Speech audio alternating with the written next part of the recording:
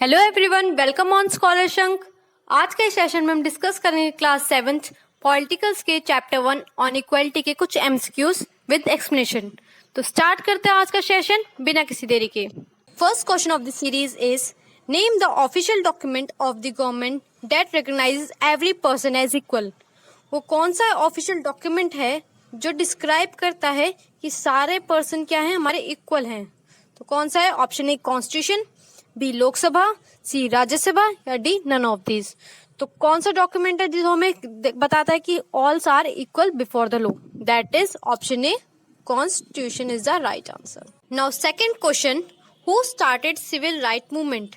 किसने civil right movement start करा था? Option A Rosemary, B Aung San, या सी नेल्सन मंडेला या डी रोजा पार्क्स।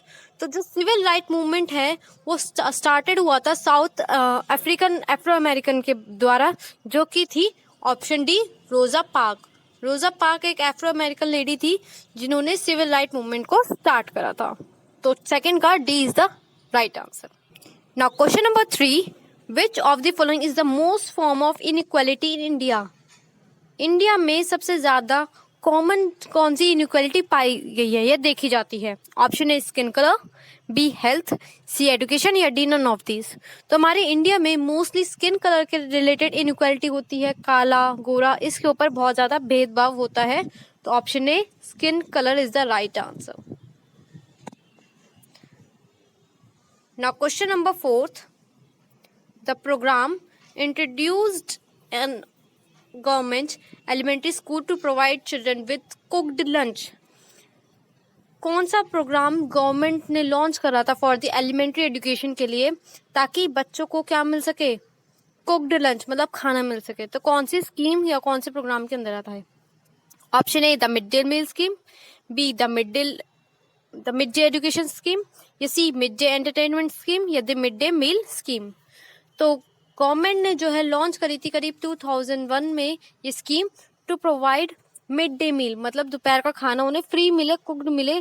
तो option D is the right answer, that is mid day meal scheme for the poor, ताकि कहते हैं admission सबसे ज्यादा हो, खाने के लालच के चक्कर में बच्चे आए और उन्हें पढ़ाया जा सके। Now question number 4, the civil right act was pass in the year. जो सिविल राइट मूवमेंट था, वो जो एक्ट है वो कब पास हुआ था? ऑप्शन ए 1963, बी 1964, या सी 1965 या डी 1966। तो जो सिविल राइट एक्ट पास हुआ था वो हुआ था 1964 में, that is B is the right answer by Rosa Park of Afro American. Now question number 6, that is on what basis were the Ansaris treated unequally. जो अंसारीज थे, जो इस रिलेटेड बुक में दे रखा होगा, आपने बुक अगर रीड करी होगी तो उसमें अंसारी के बारे में बातचीत हुई है। तो अंसारी के साथ किस रिलेटेड अनइक्वली उसको ट्रीट करा गया था? Option A on the basis of religion, on the B on the basis of sex, मतलब जेंडर, या C on the basis of colour, या डी ऑल ऑफ दिस। तो अंसारी जो थी उसके साथ on the basis of religion उसके साथ बहुत ही अनइक्वली ट्रीट करा गया था। तो 6th का option is the right answer. Now question number 7, when and did the civil right movement take place? कब और कहाँ जो सिविल राइट मूवमेंट था, जो कि अभी हमने पढ़ा 1964 में एक्ट पास हुआ था, वो कहाँ हुआ था? सबसे पहले स्टार्ट कहाँ से हुआ था और कहाँ हुआ था? ऑप्शन ए दिसंबर 1955 यूएसए, या बी जनवरी 2005 यूएसए, या सी दिसंबर 2005 यूएसए। तो जो सिविल राइट मूवमेंट था वो सबसे पहले रोजा पार्क के द्वारा दिसंबर में 1995 यूएसए में हुआ था, जो कि क्या थी? वो एफ्रो अमेरिकन। तो 7th का A is the right answer. Now question number 8, what does democracy mean? Democracy से आप क्या समझते हैं? Option A equal right to vote, B discrimination, या सी नन ऑफ दिस। तो डेमोक्रेसी क्या है? हम कि अपना रूल जो है हम अलग कर सकते हैं। मेन क्या है? हमें वोट देने का अधिकार है। तो option A is the right answer, that is equal right to vote. हम सबको बराबर अधिकार है, कोई भेदभाव के बिना। तो 8th का A is the right answer. Now question number 9, in which state the mid day meal was first introduce? किस स्टेट में जो मिड डे मील हमारी स्कीम थी वो सबसे पहले किस राज्य में स्टार्ट हुई थी? Option A UP Uttar Pradesh, B Rajasthan या सी तमिलनाडु या जी महाराष्ट्र। तो हमने पढ़ा मिड डे मील स्कीम क्या थी, to provide food for the enrolment and admission of small childrens, ताकि जो पुअर बच्चे हैं वो आके बैठे और हर एक टाइप के कास्ट के एक साथ बैठ के खाना एंजॉय करें और एडमिशन भी हो, ताकि बच्चे पढ़ें भी और उन्हें न्यूट्रिशन भी मिले। तो ये जो स्कीम जो थी, जो सबसे पहले इंट्रोड्यूस हुई थी, वो हुई थी option C, that is Tamil Nadu में इंट्रोड्यूस हुई थी। तो 9th का C is the right answer, that is Tamil Nadu. Now question number 10, when was the mid day meal scheme was started. जो मिड डे मील स्कीम थी वो सबसे पहले कब कहाँ स्टार्ट हुई थी? तो मिड डे मील कहाँ स्टार्ट हुई थी? ऑप्शन ए 1999, बी 2003, सी 2001 या डी 2000।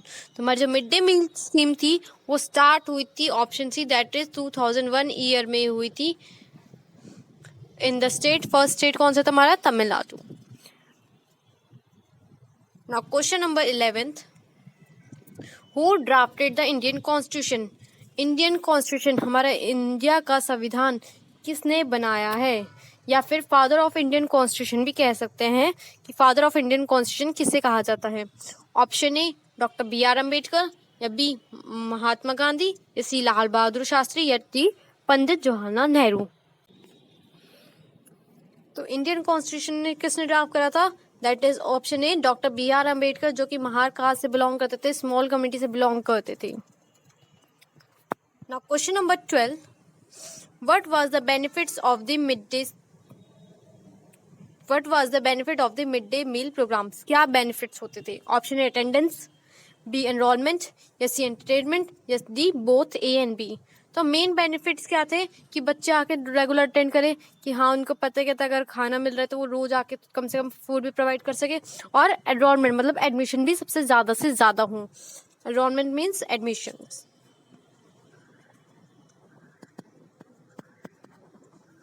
तो मेन ही यही कारण था, अटेंडेंस एनरोलमेंट। तो option D is the right answer, that is both A and B.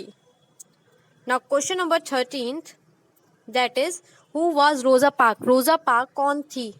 Option A a German women, B an African American women या C a white man teaching the black students या D none of these. तो जो रोजा park थी वो कौन थी? एक अफ्रो अमेरिकन वुमेन थी जिनके साथ भेदभाव हुआ था, तभी सिविल राइट मूवमेंट स्टार्ट हुआ था। तो option B is the right answer, that she was an African American women, जिन्हें बस से उतरने के लिए मना कर दिया था। बस कि आप बस से उतरो, क्योंकि वो अमेरिकन की थी और वो क्या थी? साउथ अफ्रीका थी। Now question number 14, when was the civil right act was passed. Civil right act कब पास हुआ था? अभी हमने पढ़ा, that is 1964, C is the right answer. Now question number 15, the caste system is a very common type of inequality। caste system क्या एक बहुत ही common type of inequality है जिससे भेदभाव किया जाता है। Found in many cities, काफी शहरों और villages में पाया जाता है। Which caste has traditionally been considered as a lower or inferior caste be many in India। किस कास्ट को लोअर कास्ट माना जाता है, फिर इंफीरियर कास्ट माना जाता है इंडिया में? ऑप्शन ए दलित, बी ब्राह्मण, सी क्षत्रिय या डी वैश्यास। तो किस कास्ट को इंफीरियर माना जाता है? दैट इज ऑप्शन ए दलित, जिसका मतलब ये क्या होता है? Means broken.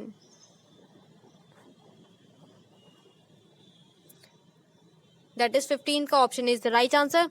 Now question number 16, India is a land of great diversity, there are people of different cultures living here together. India कैसी लैंड है? डाइवर्सिटी है, मतलब अलग अलग टाइप के लोग रहते हैं। India is also democratic country, India क्या एक डेमोक्रेटिक कंट्री भी है। It has a government for the people, of the people and by the people. विच की feature of democracy influence all areas of the governments work. तो कौन सा feature democracy का यहाँ हमारे इंडिया में दर्शाता है?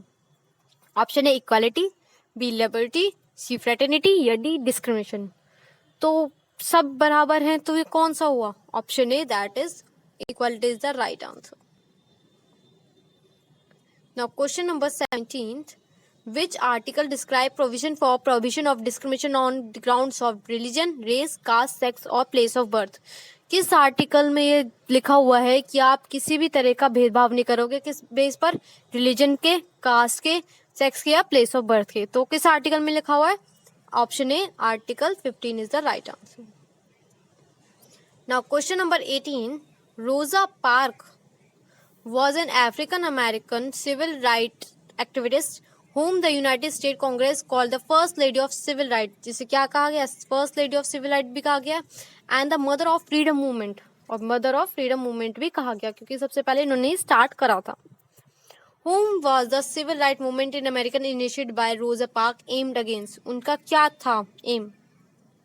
Option A discrimination by native Americans, या डिस्क्रिमिनेशन बाय अफ्रीकन अमेरिकन्स, या सी डिसरिस्पेक्ट, या D discrimination by the poor. तो अमेरिकन में जो हुआ था वो क्या था? डिस्क्रिमिनेशन बाय एफ्रो अमेरिकन, की अफ्रीकन और अमेरिकन के बीच में जो भेदभाव था उसके लिए लड़ाई थी. तो 18th का B is the right answer. Now question number 19. There are two ways in which the government implements the principle of equality guaranteed in the constitution. दो तरीके हैं जिससे गवर्नमेंट हमारे इक्वालिटी को रखता है कॉन्स्टिट्यूशन में, through laws and through government programs. एक तरीका क्या है? लॉज के द्वारा, और एक गवर्नमेंट प्रोग्राम के द्वारा, या फिर स्कीम कह सकते हैं. इसके द्वारा गवर्नमेंट की कोशिश रहती है ताकि इक्वालिटी बनी रहे. Whom are those schemes designed for? ये स्कीम्स जो होती हैं ये किस लिए, किन लोगों के लिए डिजाइन की जाती है?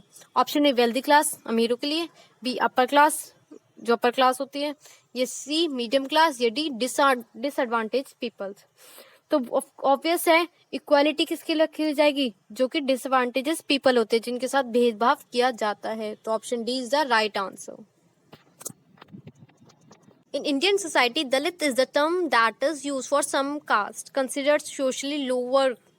दलित जो वर्ड है वो कुछ कास्ट के लिए यूज करा जाता है जो स्पेशली लोअर क्लास होती है. What does Dalit mean? इस दलित का मीनिंग क्या होता है? Option A broken, B physical disabled, या सी इलिटरेट, या डी पुअर. तो इस दलित का जो मीनिंग होता है that is option A broken is the right word. Now question number 21.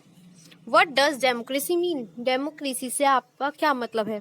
Option A equal right to vote, सबको अधिकार है वोट देने का, B unequal right to vote, unequal है राइट टू वोट, या सी डिस्क्रिमिनेशन भेदभाव, या डी ऑल ऑफ दिस. तो डेमोक्रेसी मीन्स सबको बराबर का अधिकार है वोट देने का. दैट इज 21 का A is the right answer, that is equal right to vote.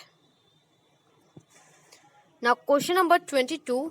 According to universal adult franchise के अकॉर्डिंग एवरी अडल्ट हैज, हर एक अडल्ट के पास क्या है? Option A no vote, B one vote, या सी मल्टीपल वोट, या D all of these. तो यूनिवर्सल अडल्ट फ्रेंचाइज क्या है? ये एक फ्रेंचाइजी है, मतलब जिसमें आप राइट टू वोट कहते हैं कि आप दे सकते हो वोट फॉर द 18+ पीपल. जिसकी भी आयु एज 18 से ज्यादा है उसके पास राइट टू वोट है, वो भी सिर्फ एक वोट, मतलब एक इंसान और एक ही वोट, उससे ज्यादा उसके पास अधिकार नहीं है. तो universal adult franchise every adult has only one vote, that is B is the right answer. Now question number 23. What is not the element of equality? Equality का क्या इसमें से एलिमेंट नहीं है, या फिर क्या इसकी विशेषता नहीं है? Option A justice, B religion, या सी वेल्थ, या डी हेल्थ. तो इक्वालिटी का जो एलिमेंट नहीं है वो है हमारा that is the health, C wealth. अमीरी से कुछ रिलेशन नहीं है इक्वालिटी का, सब बराबर है, हेल्थ के मामले में हो चाहे रिलीजन या जस्टिस के मामले में हो. तो 23 का C is the right answer. Now question number 24. What is not the, ये तो हो गया. Now question number 25. What did the headmaster ask Om Prakash Valmiki to do? जो हेडमास्टर थे ओम प्रकाश वाल्मीकि जी के, जिसपे इस चैप्टर के रिलेटेड इनकी स्टोरी बता रखी है. ओम प्रकाश वाल्मीकि जी एक लोअर कास्ट के थे, उनके साथ बहुत ही दुर्व्यवहार किया जाता स्कूल में. तो हेडमास्टर ने उनके साथ क्या करवाया? Option A to bring the glass of water, कि पानी लेकर आओ, B to sweep the school playground, कि स्कूल के प्लेग्राउंड को साफ करो, या C to teach the students, बच्चों को पढ़ाया जाए, या डी नन ऑफ दिस. तो ओम प्रकाश वाल्मीकि के साथ क्या किया जाता है? उनको कहा गया कि आप स्कूल का प्लेग्राउंड को साफ करो, जबकि पूरे बच्चे उस टाइम क्या कर रहे थे? खेल रहे थे या कूद रहे थे या पढ़ रहे थे. और उनके साथ क्या कहा गया उनको? कि को साफ सफाई करने के लिए दिया गया. स्वीप मतलब साफ सफाई, मतलब पोछा लगाया जाए. Now question number 26. When persons are treated unequally, what is violated? जब किसी के साथ अनइक्वली ट्रीट करा जाता है तो उसका क्या होता है, उसके साथ क्या हो जाता है? ऑप्शन ए डिग्निटी उसकी लूज होती है, बी रिलीजन, या सी कास्ट, या डी प्रैक्टिस। तो किसी की भी डिग्निटी जो होती है, किसी भी की अपनी क्षमता होती है, उसकी इमेज होती है, वो घट जाती है, वो अपने आप को बहुत ही लोअर समझने लग जाता है। तो जब भी किसी के साथ अनइक्वली ट्रीट करा जाता है तो उसकी डिग्निटी लूज हो जाती है। तो option A is the right answer, that is dignity. Now question number 27, who represent our problems in the parliament house? किसका काम होता है हमारी प्रॉब्लम्स को पार्लियामेंट में रखना या रिप्रेजेंट करना? ऑप्शन ए आवरसेल्व्स, हम ही जाके कर देते हैं पार्लियामेंट में जाके, या B MLAs, members of legislative assembly, या सी एसएचओ जो थाने का ऑफिसर होता है, या डी एमपीज। तो प्रॉब्लम्स जो होती है जितनी भी पार्लियामेंट में रखी जाती हैं वो रखी जाती है बाय डी एमपीज, उनका काम होता है। Now question number 28, civil right movement of USA was about? Civil right जो मूवमेंट था जो कि 1964 में पास हुआ था, जो कि रोजा पार्क लड़ी थी, तो वो किसके रिलेटेड था? ऑप्शन ए अफ्रो अमेरिकन, या बी इंडो अमेरिकन, या सी बोथ ऑफ दिस, या डी नन ऑफ दिस। तो सिविल राइट मूवमेंट जो था वो किसके रिलेटेड था? दैट इज अफ्रो अमेरिकन के रिलेटेड था। Now question number 29, the Indian constitution recognise, Indian constitution के रिलेटेड क्या है? Option A all people are equal, सब बराबर है, या B all people are not equal, सब बराबर नहीं है, या C all people are economically sound, सब बढ़िया है, किसी की जो दिक्कत नहीं है, पैसा सब बढ़िया है। इकोनॉमिकली साउंड मतलब सबके पास पैसा बराबर है, यदि नन ऑफ दिस। तो अकॉर्डिंग टू इंडियन कॉन्स्टिट्यूशन सब क्या है? Are equal before the law. Now the last question of this series, that is question number 30, who drafted the Indian constitution? Indian constitution किसने ड्राफ्ट करा था? That is father of constitution, कौन थे? That is the doctor BR Ambedkar. So guys आज के लिए इतना ही। Thanks for watching, please subscribe for more videos.